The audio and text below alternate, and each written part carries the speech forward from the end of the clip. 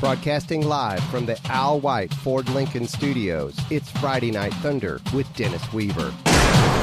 Al White Ford Lincoln of Manchester. You can trade right with Al White.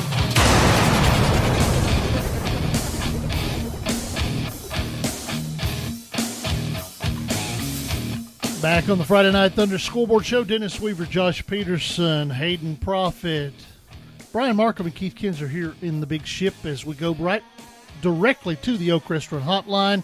Garry Clark, the play-by-play voice for the Dragons of York Institute, joins us as they were victorious tonight over Upperman. Garry, good win tonight up at Upperman. Y'all spoiled the Queens tonight, I think, didn't you? Oh, yeah, we had a great night tonight. It was a good, cool night, though. We were colder than Tracy Morgan at Walmart.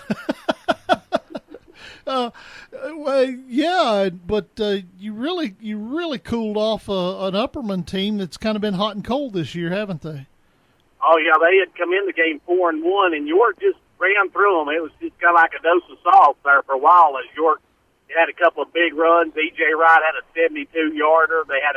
And then Caleb Probst had a big run as well, and then they had also another big run from Caleb Probst. He had a kickoff return for a touchdown, so he had a couple touchdowns. They threw a touchdown. They were clicking on all cylinders tonight. We've got a final score: York 34, Upperman 6 is what the TSSAA is reporting. Is that what the final was? Yeah, that was the final score, and that was after the rain broke through. We had rain at about 4 minutes to go. I thought maybe it was just a bunch of middle-aged women crying over George Clooney, but we had a pretty good rain shower. We're talking to Garry Clark, WDEB in Jamestown. Dennis Weaver, Josh Peterson here on the Friday Night Thunder Scoreboard Show. Win tonight, Gary's a couple in a row for York, and they've got a DeKalb County team coming up that's not really been the DeKalb County that people may be used to. They fall tonight to 2-4, so really a good chance for York to rattle off 3 in a row, and then with Cannon County after that still hasn't won a game. They got a shot at 4 in a row down the stretch, yeah? Yeah, that's true. We got a good shot at maybe winning a couple in a row. Then we'll wrap up the season with Livingston. Livingston's going to be tough, but luckily York's going to be at home for all 3 of their final games. Now, what is that wine that you guys have up there toward the end of the year?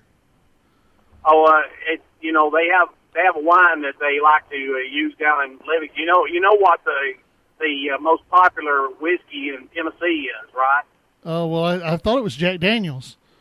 Right. You know what the most favorite wine in Jamestown is? No, I don't. Are we ever going to beat Livingston? I set them up, you knock them down, friend. It works every time, doesn't it? Hey, that's true. Great job. The injury report, how are the Dragons healthy coming out of this game with Upperman?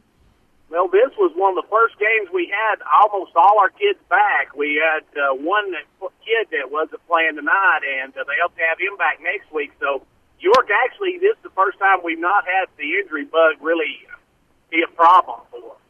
Well, good luck in your preparations for that, and have a good time, and we'll talk to you next week, okay?